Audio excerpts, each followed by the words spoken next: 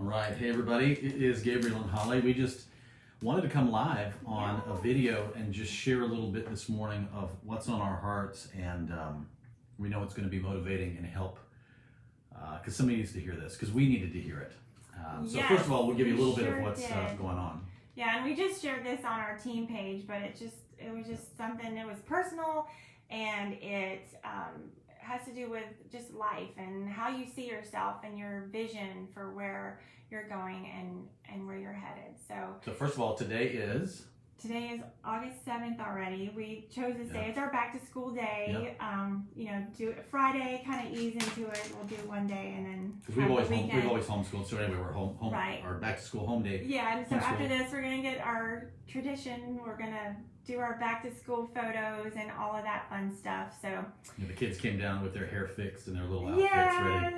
So sweet. So we'll do that after first day of school. First day of school. And we have to introduce you to Charlie. Yeah. This is Charlie. Charlie, say hi. Yeah, he just jumped up on my lap. But okay, so what we wanted to share this morning, you saw the title, vision, and how you see yourself. So yesterday we got home, we ran some errands, whatnot. We got home and I don't know, a picture popped up on my phone from probably two and a half years ago. And it was a picture of me. It wasn't a super flattering picture. I didn't love it. I looked in this picture a lot different than I do today, because I've recently, in the last couple of years, made it more of a priority to make better food choices and move my body more and just love on myself more. So I look a lot different than I did in the picture from a couple of years ago. So anyway, this picture shows me, right? So I show him. And I'm looking at it, and I have two emotions hit me. One is I'm rejoicing because she looks nothing like it, and the other one is my heart was heavy and it hurt. It wasn't a negative, but it just hurt at the same time as I rejoiced, because I'm like... Well, it was negative emotions immediately flooded me when I saw the picture, because, my whole life it's something that I've struggled with was... self-image and loving myself and who God created me to be. And, it's tough when you are not when you're in your body and you're not feeling your best, and that's really what that time was just, not feeling my best. So anyway, Well, you saw the picture and it triggered all these feelings because you talked about when you were younger. Yeah, when my first memories were of having to, walk around the block and doing it myself. We're talking from the ages of like 4 to 6, when I had spent time in foster homes. And those were my earliest memories of self. Walk, you're heavy. Yeah. I mean, what? To a small child. Yeah. But I mean, yeah. So anyway, seeing that picture, you just have these moments and these snapshots of your life, and so it just, it was troublesome at the moment, and dealing with all of that, and like, wow, I have come, so far, and I was, of course grateful, but come so far, but thinking, wow, was that even me in that photo? Yeah, it didn't feel like me. Was that even me? I'm looking at a different human being in the picture. Yeah. So, because I've lost a lot of weight. But what happened was I showed the picture to him. Then I showed the picture to the boys.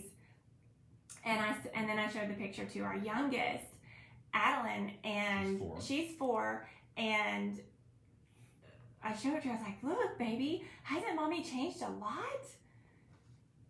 And she just cupped her face like this and she said, oh, wow, mommy, you have a rainbow over you. And in the picture, where the light got the picture, there was like a little light and a little rainbow. But that's the beauty of it. That's what she saw. Her precious little heart, and through her precious little eyes, that is what she saw in the picture, was the rainbow over me and the light and the promises. And don't mean to break down in tears, but that is what she saw.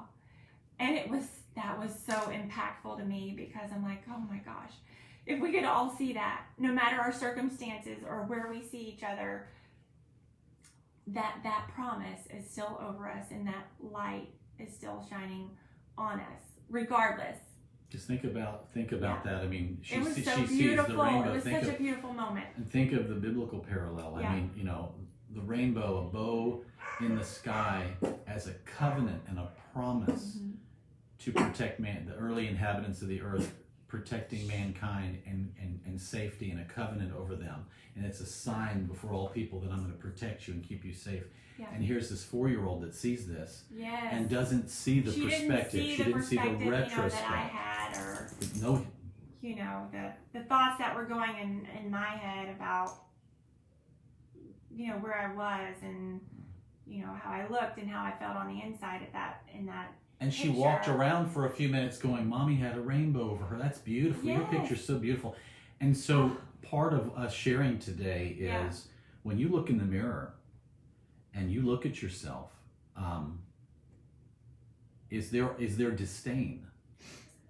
Is there judgment? Is there disdain? And comparison. And I mean, because again, a biblical parallel, if your heart condemns you, you can't even go before God. You can't go before people. You can't go before yourself.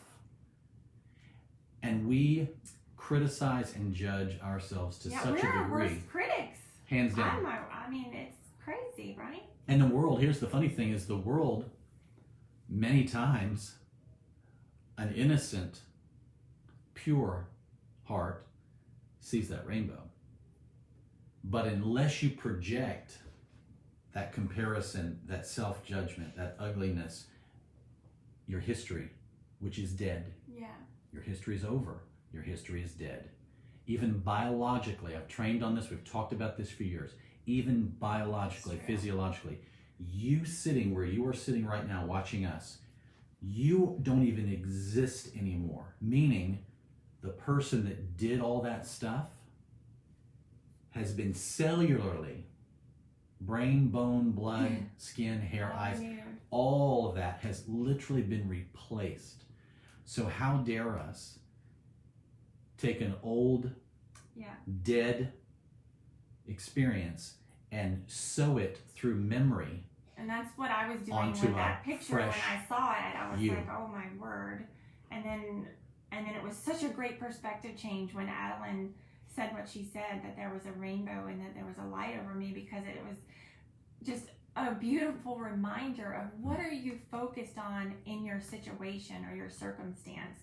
Even if it's something that comes back from the past that just wants to put that negativity on you, where is your focus? And when she said that yesterday, it was just so impactful, and I burst into tears then. I feel like I am now, but yeah, it was just wonderful and such a beautiful reminder from a sweet little 4-year-old.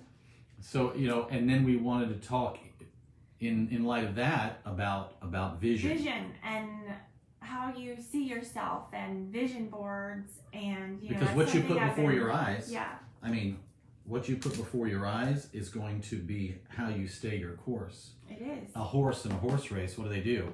They put blinders on purpose. So all they see is the end of their nose and what's before them. They cannot afford to look to the left and to the right. Yeah. Because remember, people's opinions, judgments, accusations, lies, blame, whatever drama tries to come at you. The past, think about the past. The past is dead. Yeah. And the only power the past has is death. And it's dead. And so what's before you, you only have what's before you. Remember, the whole world's moving forward. Yeah. Everything's moving forward, right? The universe is expanding. The animal kingdom, the plant kingdom, people, everything is growing, developing, maturing. The ocean is constantly refreshing itself and changing. Oxygen is being created. Everything is moving forward. But if we are stationary, or we're looking at the yesterdays, then all we're doing is superimposing death on a present moment, and then our present is dead. And so what we do is we continue that pattern of death, and nothing gets finished. Nothing gets done. We get nowhere. We can't love people genuinely. We can't give ourselves and serve people the way we need to, our family, whatever, because we're so self-absorbed with yesterday's death. And so what you put before you is paramount in life. So go, babe. Well, I was, working on my vision board, and I'm been updating it more and more recently because goals have changed, my perspective has changed, and you know that's okay because you grow and you evolve. But what I'm finding is that you can't base your vision board and your goals on someone else's success. You have to make sure your vision board and your vision for you and your family is true to you and true to your soul, true to the desires of your heart and what you want. And that has been what has evolved in in my journey in working on a vision board is, okay, well, what do I really see? What do I really want? I never gave myself the liberty or the time. You made a big point earlier. She said when somebody would ask her, like, what do you want in life? What do you dream about? What needs to go on your vision board? Where do you see yourself? Yeah. I don't know if I like. You've never been. Life's ugliness never gave her the right to do it, and well, I never allowed myself to dream or to think past that. I mean, I just. Yeah, how dare you dream? That's unrealistic. That could never happen. It was never something I did, but. That was an interesting. It really was. Because when we would talk early on, we would talk about things like this. I remember when we first met, there was a neutrality. She was numb to it. I even had a hard time. It's like the whole thing. Well, where do you want to eat? I don't know what. Eat where you always have eaten, or you go out to the same restaurants, kind of thing. It's like, wait a second. I actually really love the color purple. I don't like the color red, or whatever it is. Just nailing down what's personal to you, and your longings of your heart. And if they seem crazy, so what? God put those desires in your heart for a reason. Well, think about children, right? They all want to be a superhero, or they want to be a dancer, or they want to do something beautiful, or create, or draw, or every 5 minutes, our little ones, all of them can make Play-Doh and draw pictures and color and stuff. Just have fun. And you have to have that stuff beaten out of you as an adult. I mean, no wonder, again, biblical reference, no wonder you can't even see God or the kingdom or anything. You can't even get a perspective unless you become a little child. All of this, the heart and the brain, it all gets in the way. That innocence is what allows us to even have access there. And allowing yourself to dream and have the freedom to just put it out there and make it personal to you. I mean, some things on a vision board, sure, you can share openly. And then there's going to be some things on your vision board that you want to keep personal to you, and you don't want to share it with everybody else because they are yours, and you have to protect that. And you do have to be careful. Overwhelming feelings are going to come. You're going to have feelings of being stuck and not knowing which way to go, but your vision board, something that you can hold close and something that you can stick to, and you can write God's promises on there over you, and you can write out your goals. Like on my lock screen, I have be the girl who decided to go for it, and that's kind of been what I've been feeling. I just turned 44 a couple months ago, and I just decided I don't want anywhere in my life to be lacking, whether it be as a mom with the kids, or physically in our marriage, in my spiritual walk with the Lord.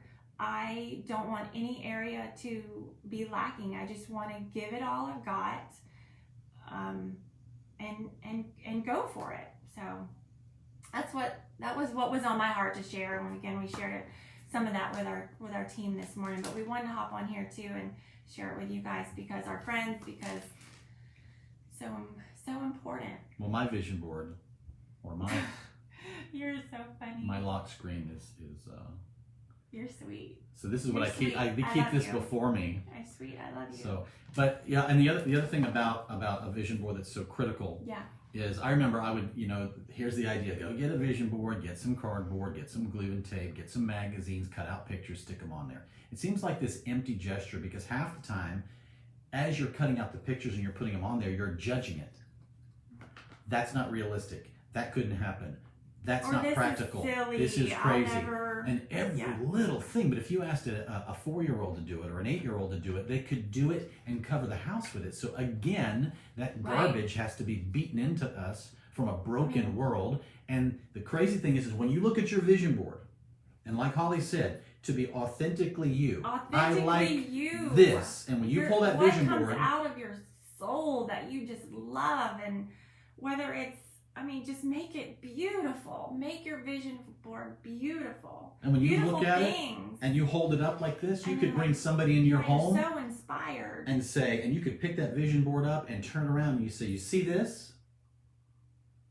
This is me. This is me. Yes. So good. This is me. I like this is me. And every picture, every moment is an anchor for your soul. It's an anchor for your heart. It's an anchor for your life, your business. Because how many of you wake up in the morning, life's demands start stacking up. Yeah.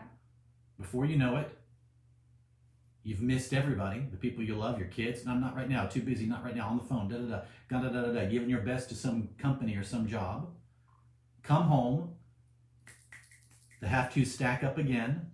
You go to bed and you're laying there and you go, oh my gosh, the whole day just slipped through my fingers. And then the next morning, it's Groundhog Day, over and over and over again. Don't be trapped by that. Goodness gracious. And it's scary because you don't get a second chance. Yeah.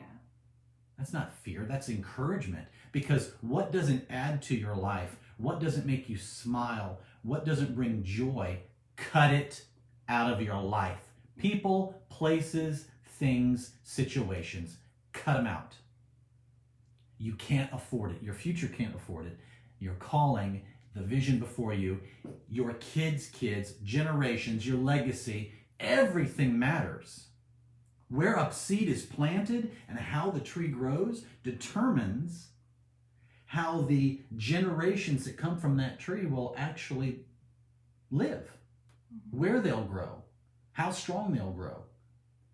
If that seed is planted on terrible ground with terrible environment, no water, no nutrition, no nothing, it might grow this scrawny little scrub with a couple seeds. Yeah. It'll destroy the whole future.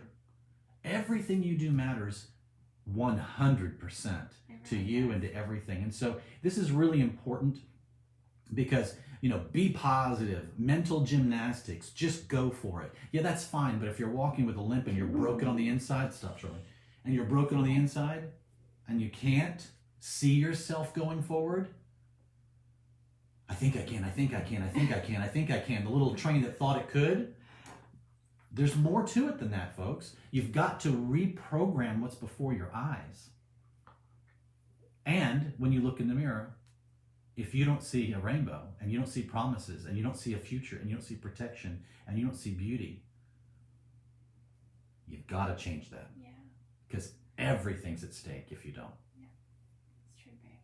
So anyway, we just wanted to share that with you guys. Hope it inspires you. I know it sure impacted me yesterday when my sweet little one said that over me. But anyway, love you guys. Have a great weekend. Say bye, Charlie. I guess we're dog people. We'll have to bring on Joey next time. Bye, everybody. Blessings. Bye. We just thought that would be helpful today. Yeah. Okay. Bye. Take care. Bye, everybody. Hold on. Okay, I'm clicking off.